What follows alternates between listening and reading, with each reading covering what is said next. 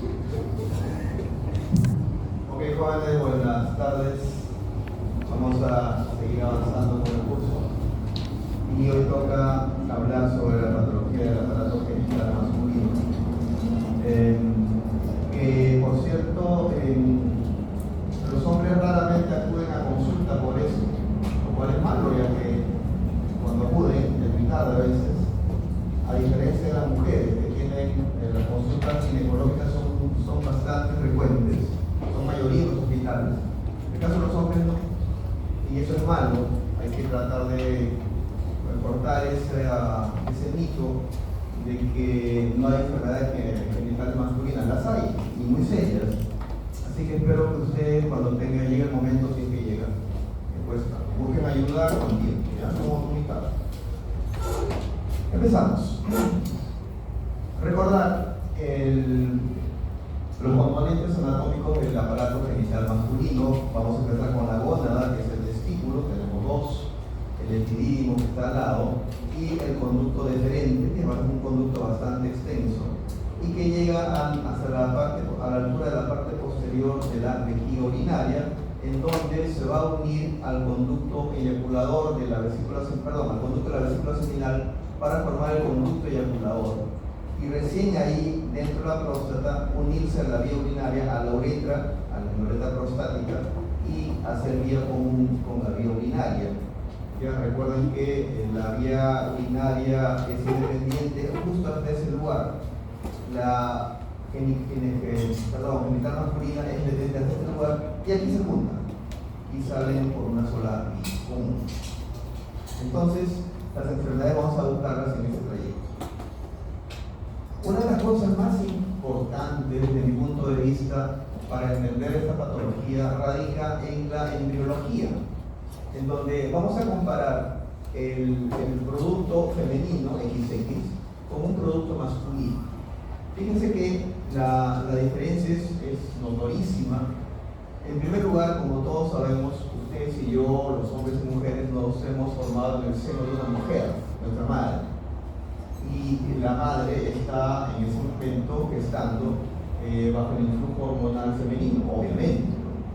Entonces, cuando una niña se gesta dentro de la madre, digamos que está en el entorno ideal, ¿no? Porque es una niña y porque además está gestada en una mujer, ambas son mujeres.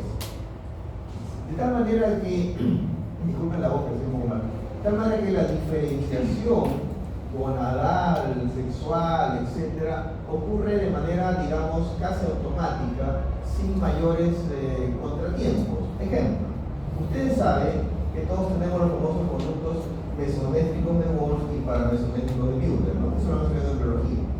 Que los de Müller diferencian a lo femenino y los de Wolf a lo masculino. Pero un detalle curioso es que el producto femenino, gestado en una mujer obviamente, no requiere mayor estímulo de ninguna sustancia, la producción de nada a partir de ninguno de los órganos genitales, porque, como ven, ocurre en forma automática. Y no solo eso, el bloqueo de los conductos de Wolf ocurre en forma automática también. Solitos se bloquean, es decir, todo está perfectamente encaminado a que la niña sea una niña. Pero, ¿qué pasa con el feto o con el embrión masculino? Ahí hay un problema serio. Porque los hombres estamos gestando dentro de una mujer, nuestra madre, que tiene una carga hormonal femenina. Entonces, miren lo que ocurre muy precozmente, aparece el factor determinante testicular, así se llama, una sustancia, que estimula el desarrollo de los testículos intraútero. No solo eso, sino que consigue que los testículos produzcan la Sertoli, el factor inhibidor mulleriano, así se llama, porque inhibe a los conductos de Müller, que ya saben que es lo femenino. ¿Qué pasaba acá? Los conductos de Wolf se autoeliminaban solos. Para que esto ocurra en el hombre, tiene que trabajar el testículo, trabajar la Sertoli, producir factor inhibidor mulleriano, y recién, si no lo produce bien, se inhiben los conductos de Müller. Fíjense, toda una chamba que acá no ocurre. Pero, como si eso fuera poco, Las células de Leydig, en el testículo también, tienen que producir testosterona para estimular a los conductos de Wolff a que se diferencien en la vía masculina. Pero acá no pasó nada de eso. Los conductos de Müller, que es para la mujer, se activan solos, sin mayor necesidad de ninguna sustancia extraña. Entonces acá tenemos factor determinante testicular, factor inhibidor cleriano y testosterona produciéndose intraútero para poder no solo contrarrestar la carga hormonal femenina de nuestras madres, sino para poder estimular y diferenciarnos hacia varones. Entonces, la comparación es muy clara en el esfuerzo que se requiere para que la diferenciación ocurra en uno o en otro género. A la carga genética se le ha llamado siempre sexo genético, a la carga a las gónadas que tenemos o al testículo, el sexo gonadal, el sexo genital, a los genitales externos, y todo eso para hablar de esto que acabamos de resumir. Fíjense que esto es interesante porque algunas preguntas podrían venir de este cuadrito, les sugiero que lo revisen bien. No es difícil, no es complicado, pero es importante. La clase se la voy a mandar como siempre para que la tengan, así que no se preocupen por ese lado. Mucho de lo que he dicho en el cuadro anterior van a ver ahora el texto. Todo el mundo sabe que el testículo no se forma en la pelvis, sino se forma en el abdomen y luego desciende para ubicarse en la bolsa escrotal. Fíjense que más o menos a los 30 días al mes de gestación, recién a partir del mesodermo, ectodermo, endodermo y mesodermo, del mesodermo sale una gónada indiferenciada, indiferenciada. Y miren, acá está el famoso FDT, el factor determinante testicular, que ya vimos en el cuadro anterior, acá estaba, estimulaba a que los testículos se desarrollen. Y eso implicaba hacer funcionar a la célula de Sertoli para el factor inhibidor mulleriano y la célula de Leydig para la testosterona. Para que se produzca el FDT se necesita este gen que está en el cromosoma Y, obviamente no puede estar en el X. El testículo está constituido por tres elementos, que ustedes los han visto en histología: los cordones sexuales que terminan formando los tubos seminíferos, que son la estructura importante del testículo. Que yo siempre digo, no son túbulos, es un solo túbulo, es uno, solo que está completamente torcido, ¿no? Y cuando uno lo corta en la lámina, parece que fueran cientos o miles, es uno solo. Imaginen, no pueden ser varios, ¿no? Sino cómo salieron los espermatozoides. Las células germinales, ¿no? Los famosos conocitos, las células de Sertoli que le dan cobijo y cariño y abrigo, van a ver luego eso.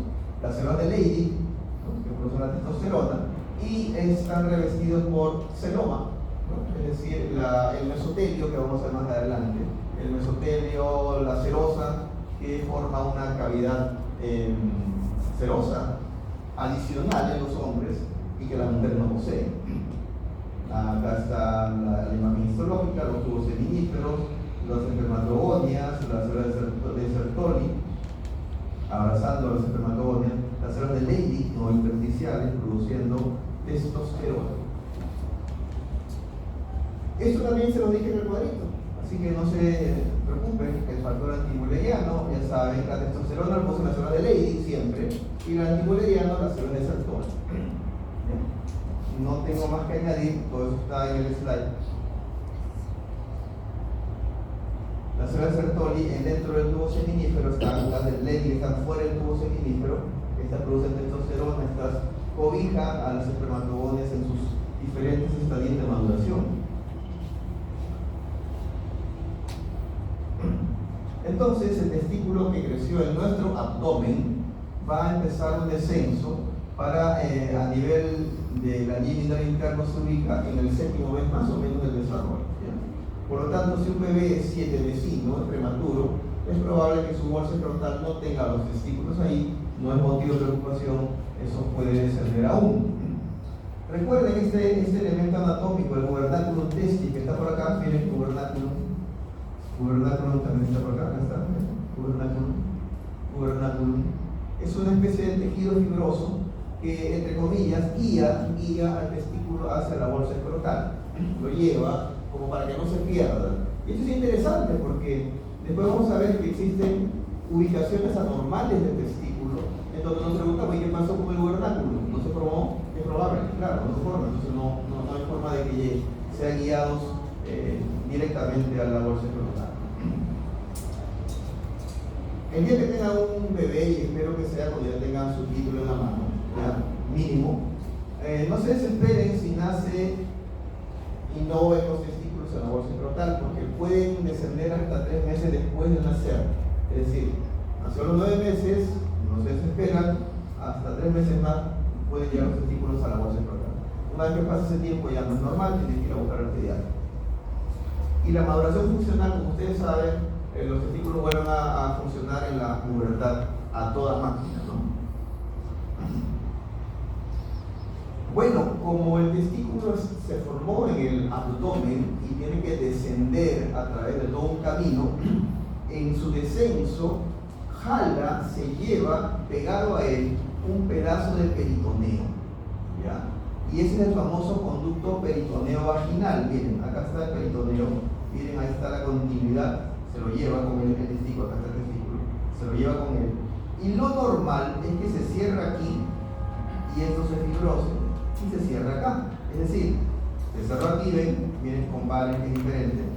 Acá está permeable hasta el abdomen, acá se cerró, queda un conducto fibroso y se cierra arriba. Acá no, acá está abierto y arriba también está abierto. Esto, cuando persiste ese camino por donde el testículo bajó, genera una patología importantísima que la van a ver todos los días en los hospitales, que son las hernias inguinales. Es decir, la salida parcial o total de una víscera abdominal, por ejemplo el intestino, que desciende y se aloja en la bolsa escrotal. Es curioso eso, ¿no? Los pacientes con hernia llegan con su bolsa escrotal muy grande, ¿no? Muy grande, ya cuando no, porque el asa intestinal desciende y luego puede regresar otra vez, ¿no? Y cuando le preguntan a los cirujanos, ¿y por qué recién llega después de 2 años de tener ese bulto ahí? Pues el paciente dice que pues, no puede ser que, no sé, pues yo pensé que estaba creciendo mi testículo, me sentía más hombre y todo eso. Y todo eso es falso, obviamente. Es simplemente el intestino que bajó y se colocó en este espacio. Eso se llama persistencia total del conducto peritoneo vaginal. ¿Por qué se llama vaginal? Porque esta cavidad que se forma normalmente de peritoneo se llama cavidad vaginal. Cavidad vaginal suena a ginecológico, ¿no? Pero no lo es. A ver, esos 2 jóvenes que están dándose caricias por atrás y riéndose, por favor, pónganse serios, pues, ¿no? Pueden hacerlo afuera, a mí no me molesta. ¿Ya? Abrácense y bésense si quieren, pero afuera, acá no. ¿Ya? Así como hay persistencia total del conducto peritoneo vaginal, puede haber persistencia parcial, es decir, hasta aquí nada más, ¿ven? Un pedacito de conducto peritoneo vaginal, el resto se fibrosó, la cavidad vaginal está abajo y no pasó nada. Hay hernias también, pero se quedan localizadas en la parte alta. Estas de acá son las hernias inguinales indirectas, estas son las directas. Todo eso lo van a revisar mejor en cirugía. Entonces, empecemos con algunas enfermedades congénitas testiculares. El prefijo orqui significa testículo. Por lo tanto, mono, ¿qué significa? Uno. Monorquia sería un testículo. Por lo tanto, me falta uno, ¿no? Eso es raro, pero existe. ¿Eso le quitará masculinidad al paciente? ¿Con un testículo suficiente para producir hormonas? ¿Qué dice? ¿Qué cree? ¿Qué sugiere? ¿Sí o no? Sí. ¿Qué piensa usted? ¿Con un testículo? ¿Sí? ¿Usted qué piensa? No. La respuesta es sí. Con un testículo se puede vivir tranquilo, masculinizar normal, tener hijos, etcétera. Hasta te puede dar un cáncer, ¿no? Pero normal. Igual que cualquiera. Ah, pero anorquia, ¿qué significa an? Sí. Significa ausencia. ¿Qué significaría anorquia? Testículo. Que no hay testículos en la bolsa escrotal. Y la pregunta es, ¿y entonces cómo diablos se formó la próstata, cómo se formó lo demás y no hay testículos? Al parecer hay un proceso de regresión celular, se van destruyendo las células testiculares hasta que desaparece. Rarísimo también. Complicado porque no hay quien fabrique las hormonas masculinas, pero las hormonas masculinas se pueden inyectar, se pueden usar exógenamente también, y eso lo sabe todo el mundo. Claro, no va a ser igual, pero bueno, pero es nada. Sinorquia suena como si no hubiera testículos, no se confunda. Sinorquia es la unión de los dos testículos en un solo órgano, o sea, se fusionan en la línea media. ¿No? Parece que fuera sinorquia, sería sin testículos, ¿no es cierto? Pero no es eso. Eso es anorquia. Sinorquia es cuando los dos se han unido en la línea media. Y estos dos últimos conceptos que están al final los vamos a analizar en el siguiente slide. Fíjense la foto acá del libro. Acá se ve un testículo y acá no se ve. Acá se ve uno y acá falta otro. Eso de acá es anorquia, no hay ninguno. Se ve el pene, pero no hay testículos. O sea, hay pene y no hay testículos. ¿Cómo pasó eso? No se supone que el testículo produjo factor mulleriano, testosterona y todo el rollo para los desarrollos genitales externos. Pero ahora hay genital externo, hay pene, pero no hay testículo. ¿Se acuerdan cómo se llama la muerte celular programada? Apoptosis. Apoptosis. Al parecer la apoptosis predomina en estas células testiculares y con el tiempo van desapareciendo. Complicado, ¿no? Mamá, así tenía, pero ya no tengo. Fregados. Criptorquidia y ectopía es lo mismo. Ectopía. Cripto significa escondido, nicho, ¿cómo se llama? No, sepulcro, algo así. Orqui es testículo. Testículo escondido. Y ectopía significa fuera del lugar. Topos es lugar, ecto es fuera. Ectopía es testículo fuera del lugar. En la criptorquidia, lo que ocurre es que el testículo se detiene en una parte del camino normal de descenso. Es decir, está en la línea, está en la vía, debería llegar, pero se detiene.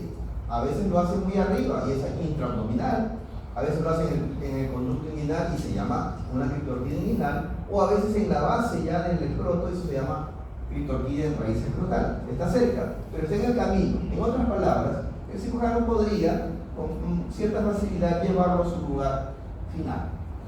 En cambio, ectopía implica ubicación del testículo en un lugar ajeno al lugar normal de descenso, al camino de descenso. Es decir, uno puede tener un testículo suprapúbico, un testículo debajo de la piel, un testículo en el muslo, imagínense, no hay forma de que ese sea el camino normal, o incluso en la línea media, en el periné. Eso no puede ser, eso es ectopía. Pero ocurre. En ese esquema que están viendo, si yo veo el testículo que está llegando al conducto inguinal, ok, eso es ectopía, ese es criptorquidia, está en el camino normal de descenso.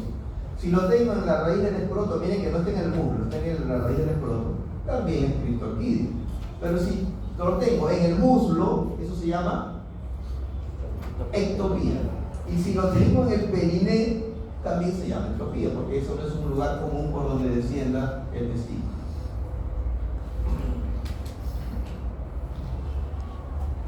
Ahí tienen a su derecha algunas ubicaciones anormales y sus porcentajes de la criptorquidia, ¿no? Obviamente. En el abdomen un 15%, en el canal inguinal un 25%, en escrotal alta un 60%. La mayoría son escrotales altas, como pueden ver. Ahora, el derecho se afecta más que el izquierdo. Ok, ya, grábenlo. Van a hacer una mnemotecnia luego porque hay cosas que pasan más en el lado derecho y otras que pasan más en el lado izquierdo. De pronto, ¿qué podrían hacer para recordarse? Derecho, acá está, hay una D, ¿no? No sé, dibujen la más grande, ya está. Criptorquidia con una D enorme, derecho, D de derecho. Todos los testículos criptorquídicos se encogen, se empequeñecen, porque ustedes saben que el testículo se ubica en la bolsa escrotal porque la bolsa escrotal está en contacto con el medio externo, no es como estar dentro del abdomen. Y la temperatura ahí es 1 o 2 grados centígrados menos que en la cavidad. El testículo necesita menor temperatura para trabajar bien. Cuando no la tiene, se atrofia. Más pequeño, más duro y no funciona. Histológicamente tenemos atrofia, pocas células, atrofia. Y funcionalidad disminuida. Con el añadido de que la posibilidad de que haya desarrollo, una neoplasia, es hasta 10 veces más que en la población normal. con el riesgo de que haya infertilidad, que haya torsión, haya problemas psicológicos. Yo creo que ningún joven, imagine que está en el colegio y se van a bañar, después de ir al básquet, o qué sé yo, los baños comunitarios, y pues a uno le ve que tiene un solo testículo y le van a hacer bullying de todas maneras, ¿no es cierto?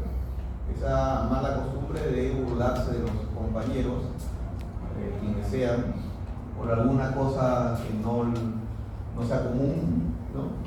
Pues es una muy mala costumbre, pero eso ocurre. Así que eso puede generar un estrés muy serio. Entonces, criptorquidia, en este caso, el testículo está metido dentro del conducto inguinal, recuerden la anatomía, conducto inguinal, y hay que corregirlo. El cirujano lo puede corregir. Mira la bolsa frontal, el izquierdo está acá, el derecho no se ve, ¿no? ¿En qué testículo es más frecuente la criptorquidia? Derecho. Con D de criptorquidia. Ah, pero la criptorquidia también tiene varias I de izquierda, mira, 1, 2, 3. Lo estoy confundiendo. Ah, perdón. Fíjense, estos son tubos seminíferos normales y estos son tubos seminíferos atróficos. Son completamente distintos, ¿no es cierto? Sí. A ver, hablemos ahora de un concepto que podría parecer raro: estados intersexuales. Ojo, no se trata de un tercer género, ni de problemas conductuales, ni de qué se siente personalmente cada uno, ¿no? Ahora con la supuesta libertad que hay de decir, pues yo soy hombre pero me siento, no sé, caballo, ¿no? Yo soy tal pero me siento tal, ¿no? Yo no voy a opinar sobre eso. Simplemente vamos a hablar de patologías en base a los dos únicos géneros que existen: masculino y femenino. No hay más. El problema acá será una discordancia entre el genotipo y el fenotipo. Genotipo, como ustedes saben, es la carga genética. O somos XX o somos XY. No hay más. Y el fenotipo es la morfología que presentamos en forma externa. Hay personas que lucen como varones, hay personas que lucen como mujeres. Lo ideal es que sea en el género correcto. Y las formas de estados intersexuales son estas tres. Y vamos a ir viendo una por una. Disgenesia, ¿qué significa génesis? ¿Sabes? Creación. El origen, ¿no? ¿Quién no ha leído, asumo, de pronto la Biblia alguna vez? Yo alguna vez la leí. Hasta bueno era. ¿Y dis qué significa? Sí. No. Distopía, alteración. Dis es alteración. Disfuncional. Alteración funcional. Disgenesia es un mal origen, una alteración del origen de la gónada. Su nombre lo dice clarísimo. Fíjense, el ejemplo más claro es el síndrome de Turner, que estoy seguro que ustedes lo han estudiado. Es más, lo hemos revisado el siglo pasado en la clase de patología, en la primera clase, patología genética, ¿no es cierto? El Turner, el famoso 45X0, y no le voy a contar otra cosa más eventualmente. Así que recuerden muy bien esto. Es un genotipo 45, falta un cromosoma X0, le falta un X. Es curioso este detalle porque, como les decía en su momento, las damas tienen 46 XX. Pero de esos 2 X que tienen, inactivan siempre uno. O sea, solo trabajan con uno. Y el otro se inactiva. ¿Se acuerdan cómo se llama cuando se inactiva? ¿Cómo se ve en la célula? ¿Cómo se llama? El corpúsculo de Barr. ¿No? Interesante, ¿no? Es decir, la mujer tiene 2 cromosomas, no usan uno, el otro lo esconde, pero cuando les falta uno de verdad, el síndrome es brutal. Ya saben lo que pasa con estos pobres pacientes, pobres chicas Turner. No por la talla es otro problema, sino por todos los otros problemas que tiene asociados, ¿no? Los problemas cardíacos, morfológicos, el poco desarrollo genital, son usualmente estériles, en fin, no desarrollan características sexuales secundarias, cuello alado, hiperterorismo, todo el cuadro de una niña, una mujer que no desarrolla sus características sexuales secundarias ni su funcionalidad, ¿ya? Y todo por la falta de un cromosoma X en estas pobres pacientes. Eso ahí es una especie de Turner modificado, pero nos damos cuenta. Luego viene otro concepto que de pronto no lo han escuchado, que es el hermafroditismo. No sé si recordarán, pero existen personajes Hermes y Afrodita. Hermes es varón o mujer. Hermes, el nombre Hermes, Varón. de hombre, ¿no es cierto? Y Afrodita, de mujer. Pero si lo junto, hermafrodita es una especie de unión extraña entre estos dos géneros. Existe el hermafroditismo verdadero. Después veremos que hay un pseudo hermafroditismo.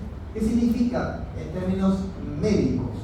Que esos pacientes tienen tejido testicular y ovárico simultáneamente, en el mismo momento, en el mismo tiempo. No importa si sean hombres o mujeres. Lo que pasa es que pueden tener en el lado derecho un testículo y en el lado izquierdo un ovario, lo cual es bastante raro, ¿no? O pueden tener gónadas histológicamente mezcladas, lo que se llama un ovotestes. Es decir, fíjense, acá tenemos folículos ováricos y acá tenemos tubos seminíferos. Ese órgano ustedes no lo han estudiado en histología porque no existe. No tenemos ovotestes. Los hombres tenemos testículos, las mujeres tienen ovario, histológicamente son completamente distintos y nunca se tiene folículos ováricos alternando con tubos seminíferos. Así que esto nunca lo han visto ustedes porque no existe en histología, pero eso puede ocurrir en algunos pacientes, independientemente que se vean como hombres o como mujeres. Ojo. A ver, ¿qué le ven de raro a la figura de la izquierda? ¿Qué le ven de raro? Clítoris. Participen, si no se duermen, participen. ¿Qué se ve de raro? Que hay una chica dormida, ¿eh? O sea, despiértela, despiértela. ¿Qué le ven de raro al esquema de esta persona? Clítoris. Su clítoris. Ajá. ¿Es un clítoris grande o es un pene pequeño? Clítoris grande. Tengan cuidado, se ve muy distribuida femeninamente, pero de pronto tiene sorpresa, ¿no? Tengan cuidado, le puede tocar. ¿Y en el varón? ¿Qué le ven de raro? Falta un testículo. Digan pues, participen, no se duerman. ¿O está normal? No. Ausencia de un testículo. Muy bien, ginecomastia, claro, tiene desarrollo mamario. Y no son músculos, es mama. Y el pene, Ausencia. creo que la chica tiene el pie más grande que el pene de pata, ¿no? O sea, complicado, ¿no? ¿El tamaño del pene importa? A ver, ¿qué dicen? Doctora, ¿el tamaño del pene importa?